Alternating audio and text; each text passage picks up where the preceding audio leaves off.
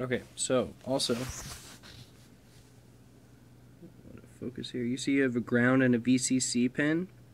That's where you're going to actually power the entire unit, is from the VCC and ground pin. Ground, obviously to earth ground. VCC is going to go to your 5 volt 1.2 to 2 amp line. Okay. Stand by, I'm going to power the unit on. We'll go over a couple features.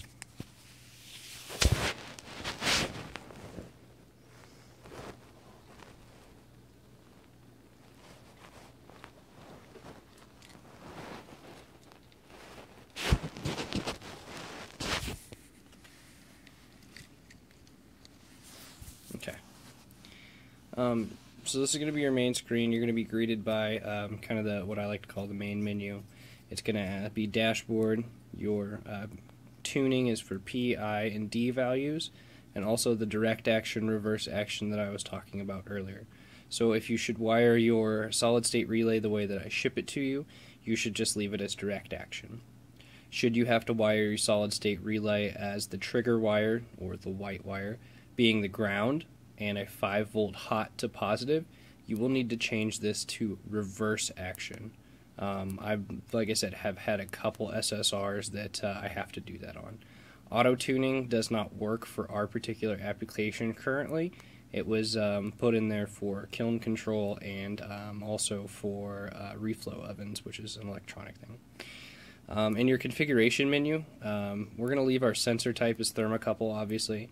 The cal is to tell the machine how accurate your thermocouple reading is, so you can set it to be off or on by a certain amount of degrees.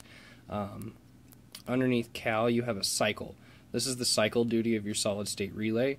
A solid state relay can be anywhere from 1 second to 10 seconds. I prefer 1 second because it cycles the relay a little bit faster and gives me more response. The power on behavior, you're not going to really need to worry about. Actually, let's do this. So if I want it to power on and hold a set point, that means that when it turns on, it's going to go, I need 115 degrees, go. So there's a couple things in your dashboard menu, and this is the top menu item. It's got set, which is your target temperature. It's got your current. It's showing an error now because I don't have a thermocouple plugged into it. Your outage percentage, which will be flipped if you're in reverse action. Whether or not it is a manual control or a PID control, and the alarm function. The alarm function currently does not work for our application as it doesn't in most PIDs. There's something pretty cool about the set menu. If you press and hold the select button for 1 to 2 seconds and let off, you'll notice that I have a couple different set values to pick from. I can pick from 1, 2, 3, and 4. Now, why I like this is I could set my water hash to set value 1. And then I want to quick change it. I can just press and hold and then go to set value 2, which is my BHO.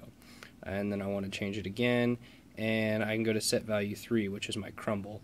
Or I want to change it again, and I can go to set value 4, which is like my quartz nail instead of my titanium nail.